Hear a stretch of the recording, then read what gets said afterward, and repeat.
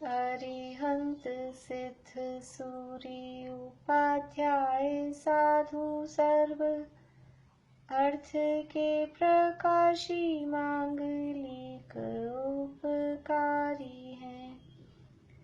तिन्ह को स्वरूप जान रागते भई जो भक्ति काय को नवाए स्तुति को उचारी है।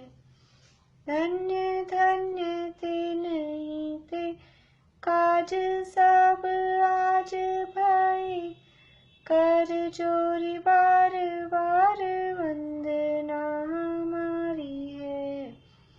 मंगल कल्याण सुख ऐसो हम चाहत हैं।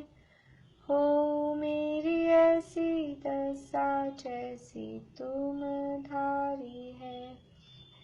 हो मेरी ऐसी दशा जैसी तुम धारी है। मंगलमय मंगल करण वीत राग विज्ञान नमो ताहि जाते भई अरहंतादि महान।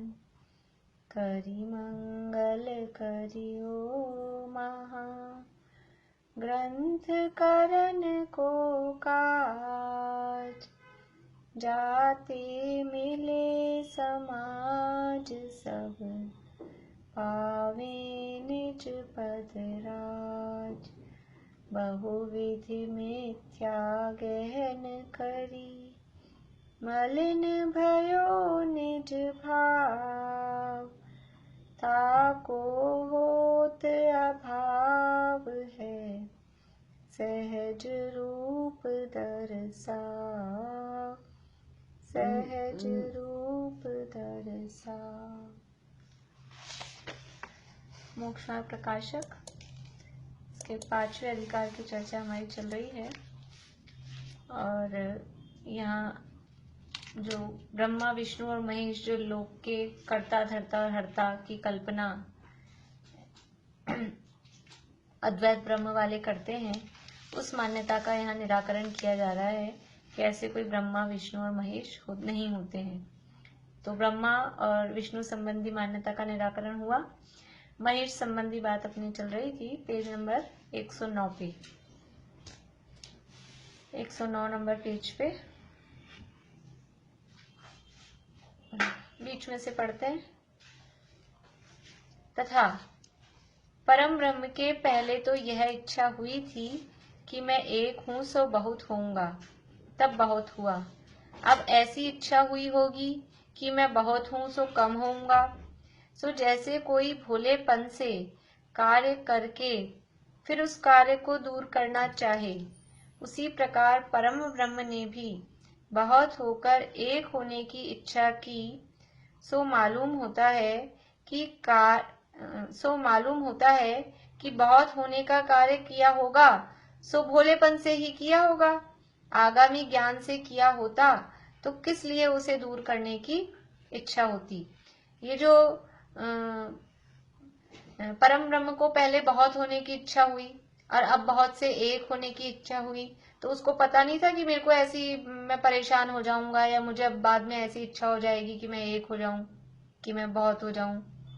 तो वो जो बहुत होने की इच्छा हुई वो भी उसकी अज्ञानता से, भोलापन यानी अज्ञानता से हुई। और जो वापस से एक होने की इच्छा हो रही है वो भी इसी तरह से अज्ञानता पूर्वक का काम है। वास्तव में उनको ज्ञान पूरा नहीं है। ये बात यहाँ अपन ने पढ़ ली थी।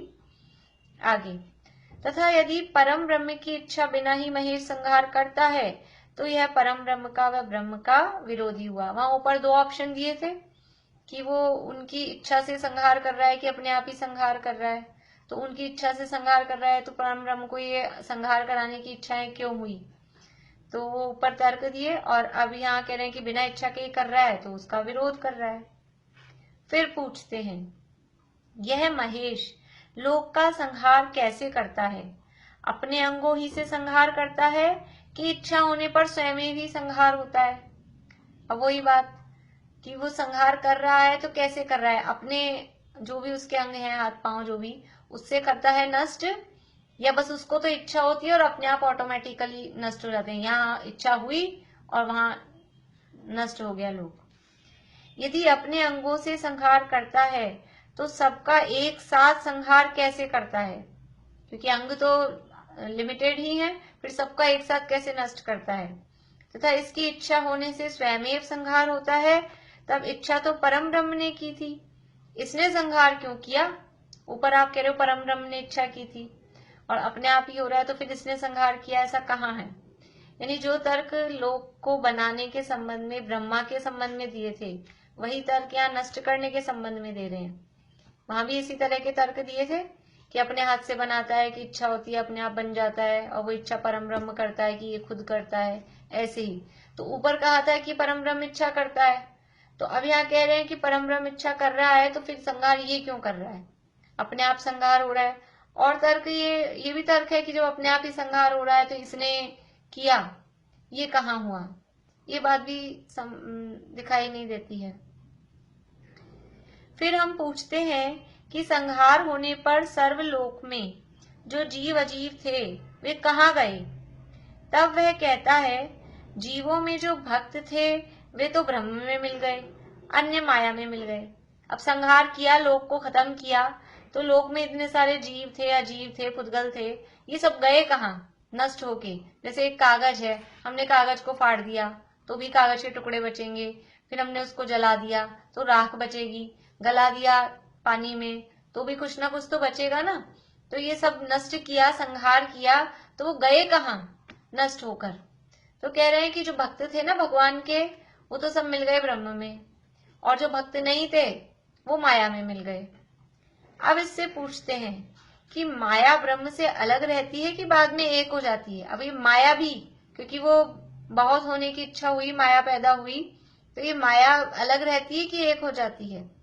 यदि अलग रहती है तो ब्रह्मवत माया भी नित्य हुई, तब अद्वैत ब्रह्म नहीं रहा। अगर माया उसमें नहीं मिल रही है, माया अलग रह रही है, तो फिर आप अद्वैत कैसे कह रहे हो। जो आप अद्वैत पना कहते हो, फिर तो वो दो हो गए, क्योंकि वो भी हमेशा अलग रह रही है, ये भी अलग रह रहा है, तो दो हो गए।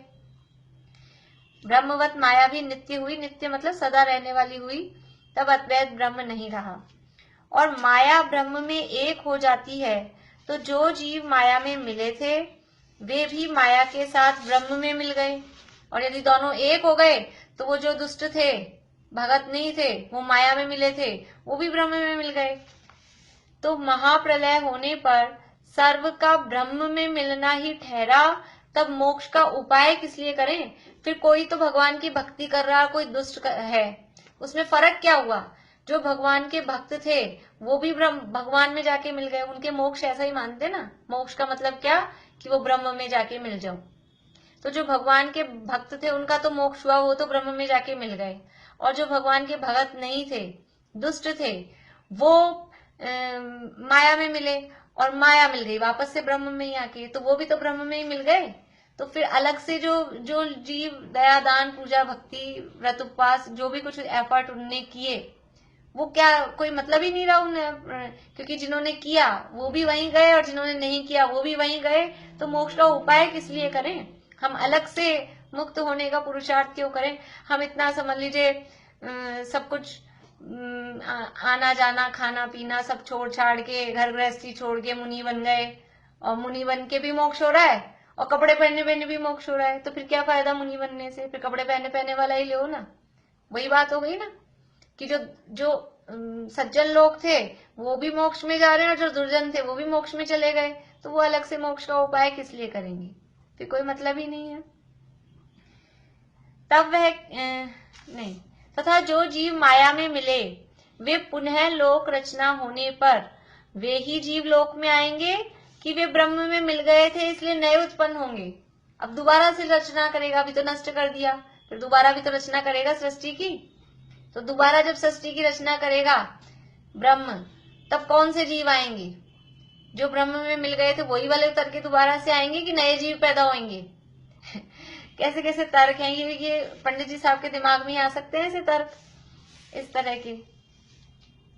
यदि वे ही आएंगे तो मालूम होता है अलग अलग रहते हैं, मिले कैसे कहते हो।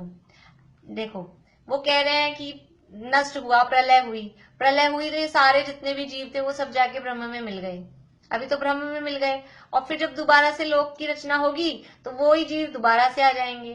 तो अगर मिल गए होते तो वो दोबारा से कैसे आते, यानी कि वो अलग रहे ना, वो अलग रहे तभी तो सेपरेट रहे, तभी तो वो आ सके दोबारा से।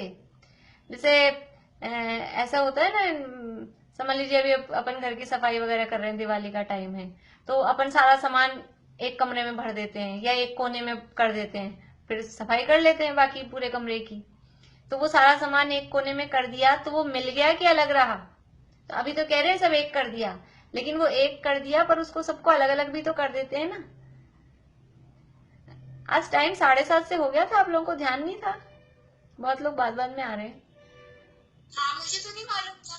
अपनी बात हो गई थी ना उस दिन परसों, पर दिमाग से निकल गई। हाँ, मेरे को भी मैसेज अलग से करने की ध्यान नहीं थी। मैं ये देख रही हूँ लोग लेट क्यों आ रहे हैं आप लोग। अब ज्वाइन कर। हाँ, 7:30 से 8 का टाइम कर लिया था अपन ने परसों, और भी सब लोग अब ध्यान रख लीजिएगा। मेरे को मैसेज करने की ध्यान नहीं थी, मुझे मैसेज करना चाहिए था।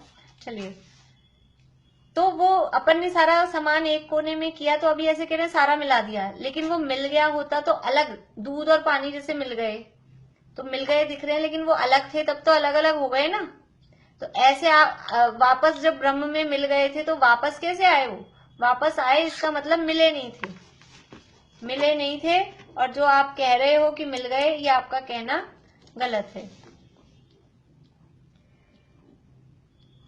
तो जो जीव माया में मिले वे पुनः लोक रचना होने पर वे ही जीव लोक में आएंगे कि वे ब्रह्म में मिल गए थे, इसलिए नए उत्पन्न होंगे। पेज नंबर 110 पे सेकंड पैरा की सेकंड लाइन पढ़ रहे हैं अपन, फर्स्ट पैरा की, सॉरी। यदि वे ही आएंगे तो मालूम होता है अलग अलग रहते हैं, मिले क्यों कहते हो। और नए उत्पन्न होंगे तो जीव का अस्तित्व थोड़े काल पर्यंत ही रहता है, फिर किस लिए मुक्त होने का उपाय करे। देखो दोनों तरफ से, यदि वही जीव आ रहा है ब्रह्म मतलब रिपीट होके, तो वो ब्रह्म में मिला आप कह रहे हो, आपकी बात गलत है, फिर मिला नहीं, अलग ही रहा। और अगर वो जीव नहीं आ रहा, वो तो ब्रह्म में मिल गया, और नया जीव आ रहा है, तो भी मोक्ष का उपाय क्यों करें? क्योंकि मतलब जीवों को तो खत्म ही होना है ना, ये जितनी लाइफ है उतनी लाइफ है, उसके बाद तो खत्म। ऐसी स्थिति होगी, ब्रह्म में मिल गए मतलब खत्म, फिर दूसरे जो जीव आएंगे वो नए आएंगे, अपन तो रहेंगे नहीं। इसलिए अच्छे काम करो, बुरे काम करो, मोक्ष का उपाय करो, मत करो, कोई मतलब ही नहीं है। हाँ वर्षा भाभी बोलिए। वर्षा भाभी कुछ पूछना है आपको?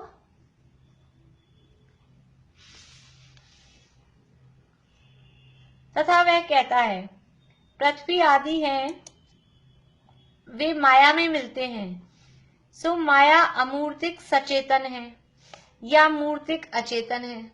अब क्योंकि पीछे बताया था कि जो भक्त हैं भगवान के, वो तो ब्रह्म में मिल जाते हैं, और बाकी की जो चीजें हैं वो सब माया में मिल जाती हैं। जो दुष्ट जीव हैं वो भी, और जो अचेतन चीजें हैं वो माया में मिल जाती हैं। तो पृथ्वी आदि माया में मिलते हैं, तो माया अमूर्तिक और सचेतन, अमूर्तिक यानी जीव अमूर्तिक सचेतन है या मूर्तिक अचेतन है। यदि अमूर्तिक सचेतन है तो अमूर्तिक में मूर्तिक अचेतन कैसे मिलेगा? हाँ मम्मी जी, 110 नंबर का पेज है, उसका दूसरा पैराग्राफ।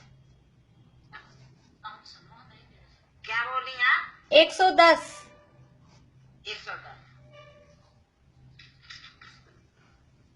तो वो माया अमूर्तिक है, सचेतन है, यानी चेतन है, तो फिर अमूर्तिक में ये मूर्तिक पृथ्वी आदि कैसे मिल गए? माया अमूर्तिक है और आप कह रहे हो माया में मिल गए, तो अमूर्तिक में मूर्तिक कैसे मिल गया? और यदि माया मूर्तिक अचेतन है तो ये ब्रह्म में मिलता है कि नहीं मिलती है? माया अगर मूर्तिक है तो ये ब्रह्म में मिलता है कि नहीं मिलता है? यदि मिलता है तो इसके मिलने से ब्रह्म भी मूर्तिक अचेतन से मिश्रित हो गया। आपकी जो ये माया है ये यानी चेतन है कि अचेतन, सीधा सीधा सिंपल दो दो शब्द दे रखे हैं, अमूर्तिक सचेतन, यानी चेतन है कि अचेतन। यदि वो चेतन है तो पृथ्वी आदि जो अचेतन है वो उसमें कैसे मिलेंगे, और यदि वो अचेतन है तो वो अचेतन में अचेतन मिल जाते हैं, तो फिर ये भी तो ब्रह्म में मिल जाती है। तो ब्रह्म तो चेतन है और ये अचेतन थी, फिर वो कैसे मिलेंगे आपस में। और अगर मिल गई ब्रह्म में तो ब्रह्म कुछ मिक्सचर हो गया, सचेतन भी हो गया अचेतन भी हो गया, ऐसा मिश्रण हो गया। ब्रह्म भी मूर्तिक अचेतन से मिश्रित हुआ, और नहीं मिलता है तो अद्वैतता नहीं रही। और अगर मिल नहीं रहा, आप कह रहे हो क्या हो कि नहीं मिलता, एक सचेतन एक अचेतन, ऐसा मिश्रण तो नहीं होगा, तो फिर वो अद्वैत कहाँ रहा। जो आपका कंसेप्ट है कि अद्वैत सब एक हैं, सब ब्रह्म है, तो वो आपका कंसेप्ट गलत हो गया। और तू कहेगा यह सर्व अमूर्तिक अचेतन हो जाते हैं तो आत्मा और शरीरादि की एकता हुई, सो यह संसारी एकता मानता ही है। तथा तू यदि कहे कि सर्व अमूर्तिक अचेतन हो जाते हैं, तो जैसे आत्मा अमूर्तिक है और शरीरादिक अचेतन है, ये इनकी एकता होती है, तो ऐसा तो संसारी में है ही एकता। इसलिए अज्ञानी संसारी ऐसा मान ही रहा है कि ये आत्मा अमूर्तिक है और ये शरीर अचेतन है, ये दोनों एक हैं। ऐसा अगर मान रहे हो ब्रह्म को भी कि ब्रह्म अमूर्तिक है, माया अचेतन है, दोनों मिल गए तो अमूर्तिक अचेतन की एकता हो गई, तो ऐसा तो अज्ञानी जीव मान ही रहा है, फिर उसको मिथ्या दृष्टि अज्ञानी किस लिए कहें। गलत चीज को ही तो वो सही मान रहा है, फिर उसको अज्ञानी क्यों कहते हो, उसको ज्ञानी कहो। जैसा अपने पीछे भी ऐसे आया था ना कि इसको मिथ्या दृष्टि क्यों कहते हैं जीव को। यदि ये वही जैसा ये मान रहा है वस्तु वैसी हो, तो फिर उल्टी मान्यता कहाँ हुई, फिर तो मान्यता सही हो जाएगी। ऐसा फिर पूछते हैं, लोक का प्रलय होने पर महेश प्रलय को प्राप्त होता है कि नहीं होता। जो महेश लोक का प्रलय कर रहा है वो खुद का भी उसका नाश होता है कि नहीं होता है। लोक का तो प्रलय हो रहा है, वो बचा हुआ रहता है कि नष्ट हो जाता है। यदि होता है तो एक साथ होता है कि आगे पीछे होता है। वो महेश भी नष्ट होता है कि नहीं होता है, तो कहें कि होता है, तो वो जिस समय लोक का प्रलय हुआ उसी समय साथ में नष्ट हो जाता है कि वो थोड़ी देर बाद में होता है, कब होता है। यदि एक साथ होता है तो आप नष्ट होता हुआ लोक को नष्ट कैसे करेगा। यदि आप कहोगे कि महेश भी उसी समय नष्ट हो जाता है, तो वो खुद ही मर रहा है, तो वो मरते मरते खुद भी उसी समय मर गया, तो फिर लोक को कैसे नष्ट करेगा। खुद नष्ट होते होते जब सारी चीजें एक साथ नष्ट हुई तो खुद भी उसी समय पहले नष्ट हुआ, तो अब आप ये कह रहे हो महेश नष्ट कर रहा है, वो बात कहाँ बनेगी भाई। उसको नष्ट करने के लिए उसको जिंदा तो रहना पड़ेगा ना, तब तो वो नष्ट कर पाएगा।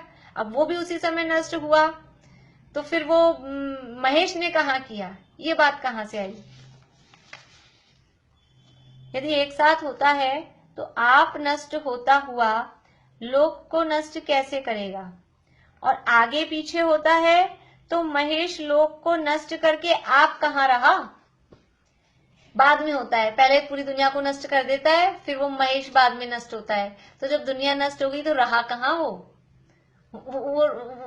रहा तो कहाँ। जैसे सब चीजें खत्म कर दी अपन ने, तो खुद कहाँ के, कोई कहे मैंने जमीन भी खत्म कर दी, तो जमीन खत्म कर दी, तुम कहाँ खड़े हो, तुम रहे कहाँ पर। सृष्टि को पूरा तुमने खत्म कर दिया, तो फिर खुद कहाँ रहा, आप भी तो सृष्टि में ही था।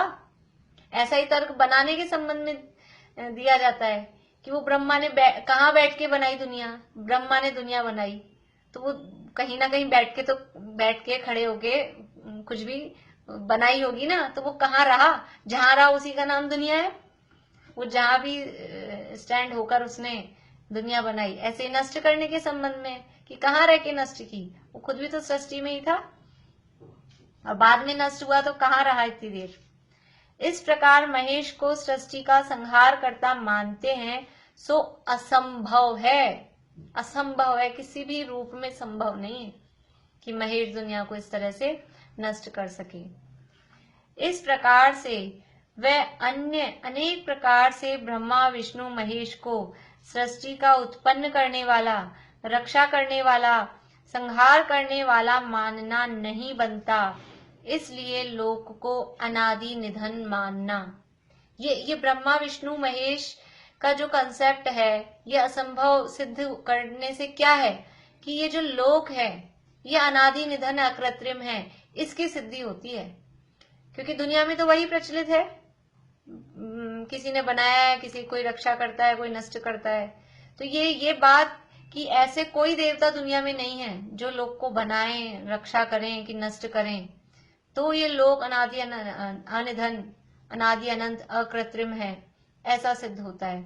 अब यहाँ सिद्ध करेंगे लोक के अनादि निधन पने की पुष्टि। ये लोक अनादि काल से है, अनादि निधन लिखते हैं, संधि वाला शब्द है, इसका संधि विच्छेद करेंगे तो अनादि अनिधन। अनिधन मतलब जिसका कभी नाश नहीं होता। अनंत कहें, अनंत का भी वही अर्थ होता है, जिसका कभी अंत नहीं आता। तो जो अनादि से है और जिसका कभी नाश नहीं होगा। तो जो अनादि से होता है उसका कोई कर्ता नहीं होता, इसलिए अनादि कहा। और जो अनिधन है उसको कोई नष्ट नहीं कर सकता।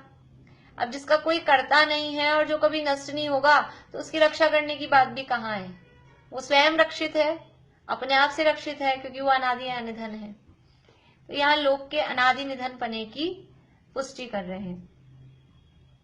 इस लोक में जो जीवादि पदार्थ हैं वे न्यारे न्यारे अनादि निधन हैं तथा उनकी अवस्था का परिवर्तन होता रहता है।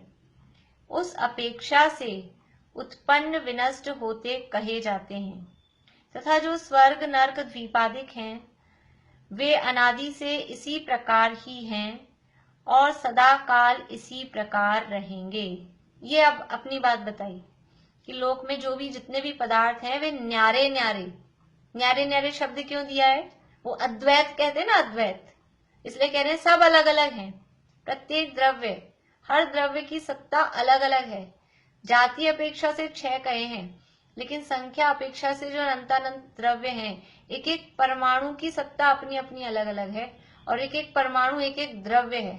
तो हर पदार्थ, हर द्रव्य न्यारा न्यारा और हर द्रव्य अनादि निधन है। न वो कभी उत्पन्न हुआ है, न वो कभी नष्ट होगा, तथा उनकी अवस्था का परिवर्तन होता रहता है। अवस्था बदलती रहती है। उस अपेक्षा से उत्पन्न विनष्ट होते कहे जाते हैं। ये अवस्था जो बदल रही है, तो वो द्रव्य अपनी नई अवस्था से उत्पन्न होता है, पुरानी अवस्था से व्यय होता है और द्रव्य बना रहता है। ये उत्पाद व द्रव्य ही ब्रह्मा विष्णु महेश हैं। वास्तव में जो नई पर्याय उत्पन्न हो रही है ये उत्पाद, पुरानी पर्याय नष्ट हो रही है ये व्यय, नाश हुआ, और फिर भी द्रव्य बना रहा, उसकी सुरक्षा रही, वो हुआ द्रव्य। ये उत्पाद व द्रव्य है वास्तव में। तो उस अपेक्षा से उत्पन्न विनष्ट होते कहे जाते हैं तथा जो स्वर्ग नरक द्वीपादिक हैं वे अनादि से इसी प्रकार ही हैं। वो ब्रह्मा ने सृष्टि की रचना की, फिर सृष्टि में स्वर्ग बनाए, नरक बनाए, द्वीप समुद्र बनाए। तो ये कुछ बनाए नहीं है किसी ने, ये अनादि से ही है। क्योंकि जगत में सभी पदार्थ अनादि से हैं, तो ये सारे लोक की रचनाएं भी अनादि से हैं और सदा काल इसी प्रकार रहेंगे। नरक कब खत्म हो जाएगा? नरक कब बंद हो जाएगा? कब बंद हो जाएगा? अब ये भी अपेक्षा है। हम कह देंगे पहले काल में नरक बंद है, दूसरे काल में नरक बंद है, तीसरे काल में नरक बंद है, लेकिन वो अपेक्षाकृत कथन है। वो किसी पर्टिकुलर क्षेत्र की अपेक्षा या पर्टिकुलर काल की अपेक्षा कथन है। सर्वथा ही नरक बंद हो ऐसा नहीं है। हर समय नरक बंद हो या हर क्षेत्र से नरक बंद हो ऐसा नहीं है। विदेश क्षेत्र से हमेशा नरक का द्वार चालू है, मोक्ष का द्वार भी चालू है, तो नरक का द्वार भी चालू है। तो और वैसे भी नरक तो है ही, वहां जीव तो रहेंगे ही उस समय भी। तो ये हमेशा सदा रहने वाले, इनका कभी नाश नहीं होता है। कदाचित तू कहेगा बिना बनाए ऐसे आकार आदि कैसे हुए? सामने वाला तो कहेगा ही ना, तर्क तो देगा ही। आपकी जब आपने हमारी इतनी काटी तो आपके कहते हम मान कैसे लेंगे? आप कह रहे हो अनादि से हैं सारे, तो हमने मान लिया। तो कह रहे बिना बनाए कैसे हो गए? ऐसे कैसे हो सकता है कोई कि बिना बनाए अनादि से हो? सो हुए होंगे तो बनाने पर ही हुए होंगे। ये सामने वाला कह रहा है कि बिना बनाए ऐसे आकार आदि कैसे हुए, हुए होंगे तो बनाने पर ही हुए होंगे, अपने आप तो कैसे हो सकता है। तो कह रहे हैं ऐसा नहीं है, क्योंकि अनादि से ही जो पाए जाते हैं वहां तर्क कैसा। अनादि चीज में तर्क नहीं लगा सकते। एक हमने शुरू में दूसरे अधिकार में पढ़ा था, जैसे जन्म से ही जो डिफॉल्ट हो, अनादि से मतलब जन्म से, तो उसमें तर्क नहीं। जैसे कोई व्यक्ति अभी 10 साल का है, 15 साल का, 20 साल का है, फिर उसकी आंखें खराब हो गई और दिखना बंद हो गया, अंधा हो गया, तो अपने आप नहीं होगा, कोई ना कोई कारण होगा उसमें कि ये आंखें कैसे खराब हो गई, अंधा कैसे हो गया, कि ये कुछ लग गई थी, एक्सीडेंट हो गया था, ये चोट लग गई थी, जो भी कुछ भी हुआ हो। लेकिन जो व्यक्ति जन्म से ही है, जन्म से ही किसी की आंखें खराब है, दिखता नहीं है, अंधा है, तो क्या कहेंगे, क्यों हो गया। अब वो जन्म वाली बात में तर्क नहीं लगता, जो काम अनादि से ही हो रहा है उसमें तर्क नहीं लगता। ये बात यहाँ कह रहे हैं, क्योंकि अनादि से ही जो पाए जाते हैं वहां तर्क कैसा। अनादि वाली चीज वस्तु में तर्क नहीं होता। जिस प्रकार तू परम ब्रह्म का स्वरूप अनादि निधन मानता है, उसी प्रकार उन जीवादिक व स्वर्गादिक को अनादि निधन मानते हैं। जैसे तू परम ब्रह्म को अनादि निधन मान रहा है कि वो परम ब्रह्म है, वो अनादि निधन है, वैसे हम ये स्वर्ग नरक जीवादिक को, इनको अनादि निधन मानते हैं। तू कहेगा जीवादिक व स्वर्गादिक कैसे हुए। अगर तू ये कहेगा वो कैसे हुए, तो हम कहेंगे परम ब्रह्म कैसे हुआ। जब तुम उनको अनादि निधन मान रहे हो तो हम इनको अनादि निधन मान रहे हैं। फिर तुम कहोगे कि ये कैसे हुए, तो हम कहेंगे वो अनादि निधन कैसे हुआ। समझ में आ रही है बात, कि जैसे तुम अनादि निधन मान सकते हो किसी एक वस्तु को, तो सारी की सारी दुनिया में जो वस्तुएं हैं उनको अनादि निधन मानने में क्या तकलीफ है। जब एक व्यक्ति अनादि निधन हो सकता है तो बाकी सारे क्यों नहीं हो सकते, वो भी हो सकते हैं।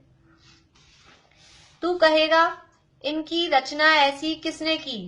111 पेज पे पहली लाइन, इनकी रचना ऐसी किसने की। हम कहेंगे परम ब्रह्म को ऐसा किसने बनाया। तो कहेगा भी ये जीव है या जीव है कि पुद्गल है कि द्वीप है कि समुद्र है, इनकी रचना ऐसी किसने की, किसने बनाया ऐसा। तो हम भी पूछेंगे कि आप जो परम ब्रह्म का स्वरूप बता रहे हो, वो परम ब्रह्म को ऐसा किसने बनाया, उसकी रचना किसने की। जब उसमें तर्क आप नहीं लगाते हो, वो तो अपने आप बना है, तो फिर ये भी अपने आप बने हुए मानो ना। तू कहेगा परम ब्रह्म स्वयं सिद्ध है। हम कहेंगे जीवादिक व स्वर्गादिक स्वयं सिद्ध है। जो तू तर्क देगा वही तर्क हम देंगे, क्योंकि इसके अलावा और कोई तर्क नहीं है अनादिपने में। स्वयं सिद्ध मतलब अपने आप से सिद्ध है, अपने आप बने हुए हैं, स्वयं सिद्ध है। तो ये जीवादिक व स्वर्गादिक स्वयं सिद्ध है। तू कहेगा इनकी और परम ब्रह्म की समानता कैसे संभव है। कहेगा कहाँ परम ब्रह्म और कहाँ आपके द्वीप समुद्र नदी नाले, इनकी समानता कैसे संभव है। तो हम कहेंगे तो संभावना में दूषण बता, क्यों नहीं है। इनकी समानता अगर हम मानते हैं तो दोष क्या है, उसमें गलती क्या है। उसको भी तुम अनादि निधन मान रहे हो तो हम इनको अनादि निधन मान रहे हैं, उनको स्वयं सिद्ध मान रहे हो तो इनको स्वयं सिद्ध मान रहे हैं। इसमें कोई दोष हो तो बताओ क्या गलती है। जब तुम एक पदार्थ को अनादि निधन स्वयं सिद्ध मान सकते हो तो ये भी अनादि निधन स्वयं सिद्ध हो सकते हैं। लोग को जैसे वो पूछ रहे तू दूषण बता, हम जो बात कह रहे हैं उसमें तू दोष बता। लोक को नवीन उत्पन्न करना, उसका नाश करना, उसमें तो हमने अनेक दोष दिखाए। जैसे हमने तुम्हारी बात में इतने दोष दिखाए, यदि ऐसा कहेगा तो ये, और यदि ऐसा कहेगा तो ये, यदि इस तरह कहेगा तो ये, इतने सारे 4-5 पेज भरे। तो वैसे तू बता, तू दे तर्क देगा तो हम देखेंगे, कोई ठोस सबूत तो दो।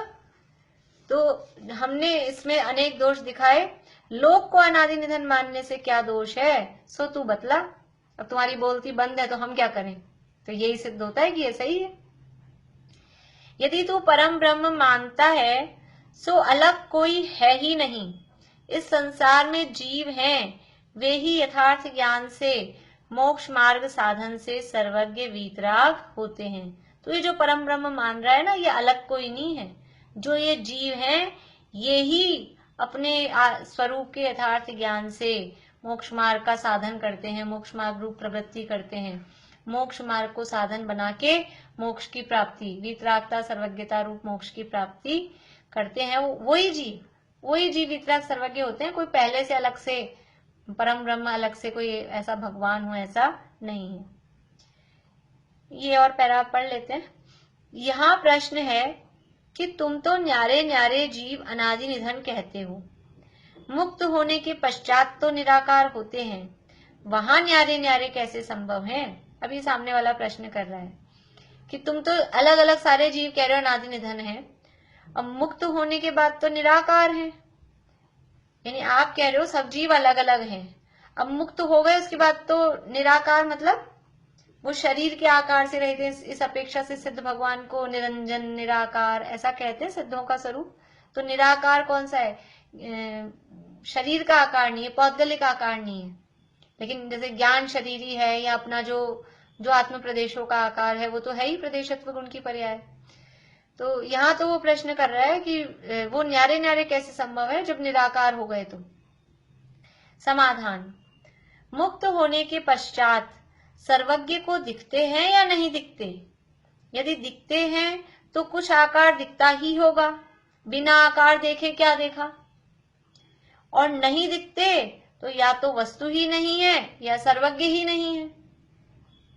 जो जीव मुक्त हो गए, वो कह रहे मुक्त होने पर निराकार हो गए, तो जो सर्वज्ञ है उन सर्वज्ञ को वो निराकार मुक्त जीव दिखाई देते हैं कि नहीं दिखाई देते?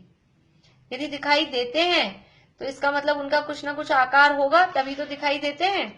और यदि दिखाई नहीं देते तो या तो वो सर्वज्ञ नहीं है या फिर वो वस्तु ही नहीं है। इसलिए इंद्रिय ज्ञान गम्य आकार नहीं है, उस अपेक्षा निराकार है। मुक्त जीव किस अपेक्षा से निराकार है कि ये आंख, चमड़े की आंखों से दिखने वाला आकार उसमें नहीं है, इंद्रिय ज्ञान गम्य नहीं है, पौद्गलिक आकार नहीं है, क्योंकि इंद्रियां पुद्गल के आकार को ही पकड़ती हैं। स्पर्श रस गंध वर्ण, और आंख से दिखने वाला आकार तो नेत्र इंद्रिय जन्य ही है, तो वो आकार उसमें नहीं है, इस अपेक्षा निराकार है। और सर्वज्ञ ज्ञान गम्य है, इसलिए आकारवान है। जब आकारवान ठहरे तब अलग अलग हों तो क्या दोष लगेगा? और यदि तू जाति अपेक्षा एक कहे तो हम भी मानते हैं। जैसे गेहूं भिन्न भिन्न है, उनकी जाति एक है। इतने सारे गेहूं हैं एक बोरी में, तो सारे गेहूं भिन्न भिन्न है लेकिन जाति एक है, एक ही कहते हैं गेहूं, गेहूं में गेहूं डाल दो, वो जाति एक है। ऐसे ही जीवों की जाति एक है लेकिन सत्ता रूप में सब अलग अलग हैं।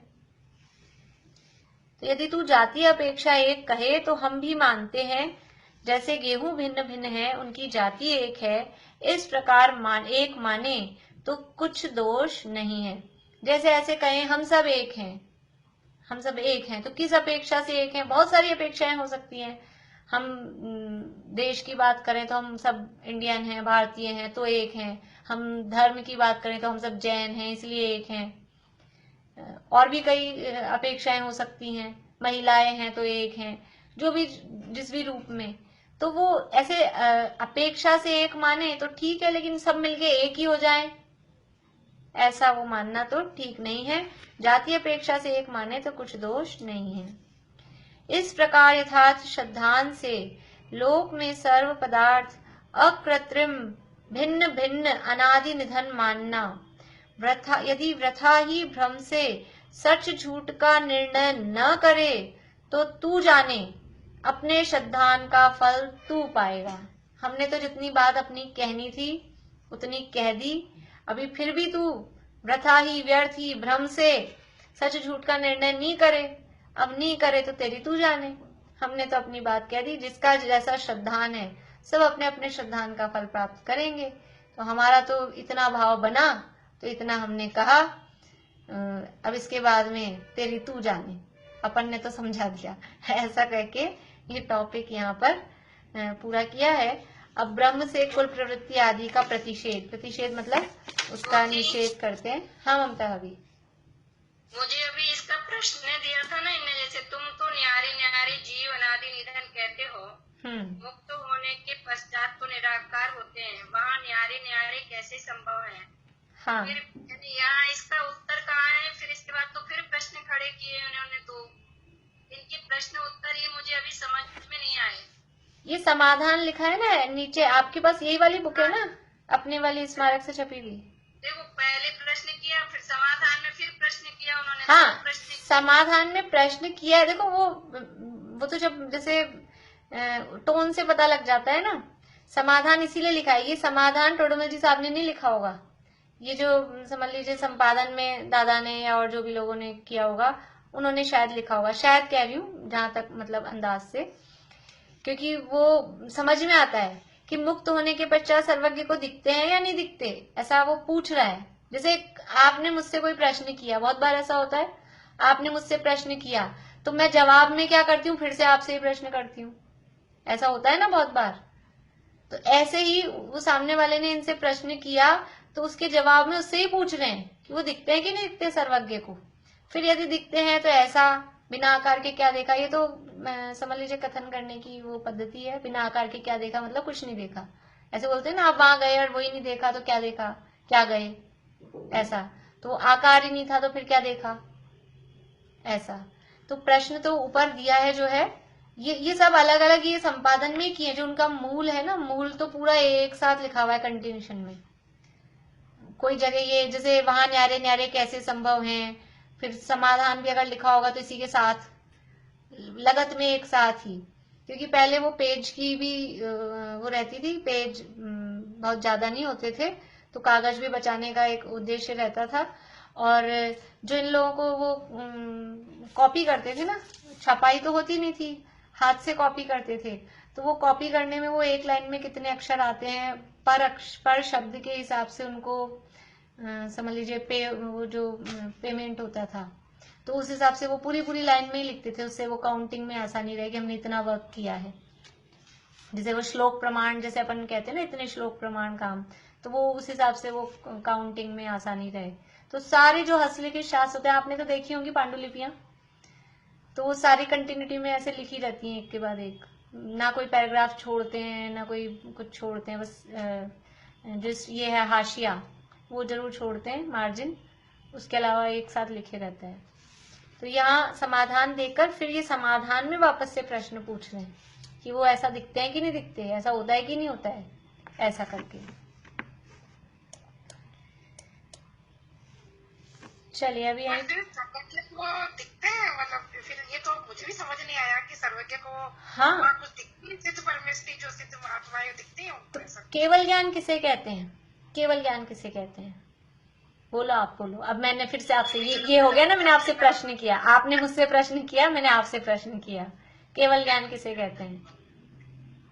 तो भूत भविष्य वर्तमान की सभी पर्याय जानना, मतलब हाँ, तो सब द्रव्यों को ना, सब दिखाई, हाँ, सब द्रव्यों की सब पर्यायों को जानते हैं। तो सब द्रव्यों में जीव द्रव्य आए, जीव द्रव्य आए ना, और जीव में सिद्ध भगवान भी जीव हैं, सिद्ध भगवान भी जीव हैं, तो वो सिद्ध भगवान दिखाई देंगे कि नहीं दिखाई देंगे।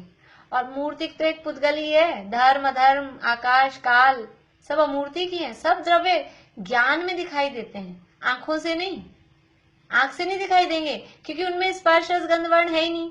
आंख तो खाली कलर को पकड़ती है, आंख से तो वर्ण दिखाई देते हैं ना, तो आंख से नहीं दिखाई देते, ज्ञान से दिखाई देते हैं, ज्ञान से जानने में आते हैं। हमको भी ऐसा लगता है, हमको बाकी 4 इंद्रियों का ज्ञान होता है, या फिर कुछ हमको मन से जानने में आता है, तो ये तो इंद्रियों मन के माध्यम से हमारा ज्ञान काम करता है, अपने को इसलिए खबर ही नहीं पड़ती कि वो बिना इंद्रियों मन के भी कोई ज्ञान हो सकता है। तो बराबर आत्मा सिद्ध भगवान दिखाई देते हैं।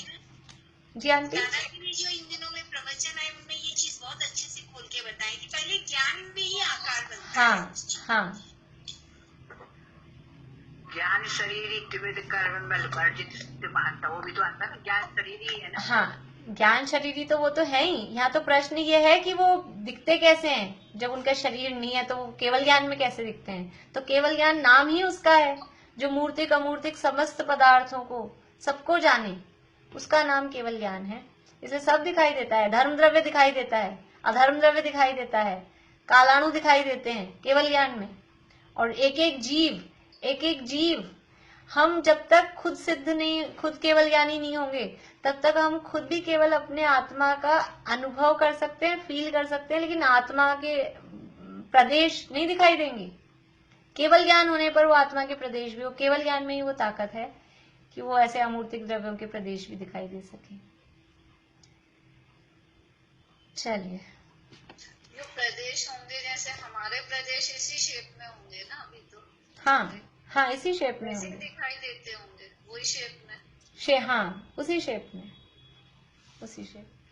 जैसे हवा और ये ठंड गर्म भी हमें दिख नहीं रहे, फील हो रहे हैं तो हाँ है तो, पर वो इंद्रियों से फील हो रहे हैं ना हमें तो अभी। हाँ, वो तो हाँ, वो तो इंद्रियों से फील हो रहे हैं, पर वो दिख नहीं रहे हैं। हाँ तो है तो सही वो। हाँ। अभी इसमें अपने पीछे ये भी तो तर्क आया था, जैसे इंद्रियों से सूक्ष्म अव्यक्त को भी जानते हैं। पीछे यहाँ कहीं आया था, दूसरे अधिकार में कहीं इस तरह का तर्क आया था, वैसा ही बात यहाँ पर है। चलिए, जिनवाणी स्तुति बोलते हैं। 7:30 का ही टाइम है अभी। हाँ बाकी कुछ पूछना था दोपहर वाले लेसन से रिलेटेड। हाँ बोलिए वर्षा। अभी वो जो समुद्र की जो ऊंचाई आती है, उसका जो हाई टाइड जो होते हैं वो बिल्कुल सेंटर में ही आते हैं, मतलब जो ये पताल है वो बिल्कुल सेंटर में है। हाँ, वो समुद्र में सेंटर के 10,000, हाँ 10,000 योजन वाले। 7:30 की होगी। हाँ मम्मी जी, 7:30। हाँ, उधर से 10,000 जो नीचे बीच का रह गया सबसे हाँ गहरा, हाँ पताल उसके अंदर है, हाँ उस वाले एरिया में। हाँ हाँ वही। सॉरी यार, मेरे को टाइम का ख्याल नहीं नहीं, वो कोई बात नहीं। मुझे वो इसलिए लगा कि काफी लोग बाद में ज्वाइन हुए ना, तो मुझे लगा कि शायद ख्याल नहीं रहा सबको। वो मुझे मैसेज डाल देना चाहिए, तब मेरे दिमाग से स्लिप हो गया। 7:40 का था और 2-4 मिनट ऊपर हो गए। कोई बात नहीं, ऐसे कोई खास नहीं पड़ा था। चलिए,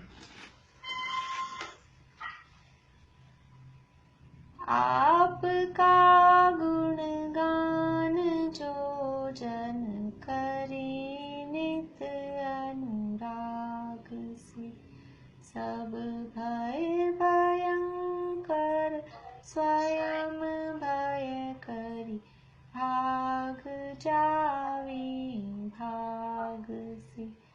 तुम हो स्वयं भूनाथ निर्भय, जगत को निर्भय किया।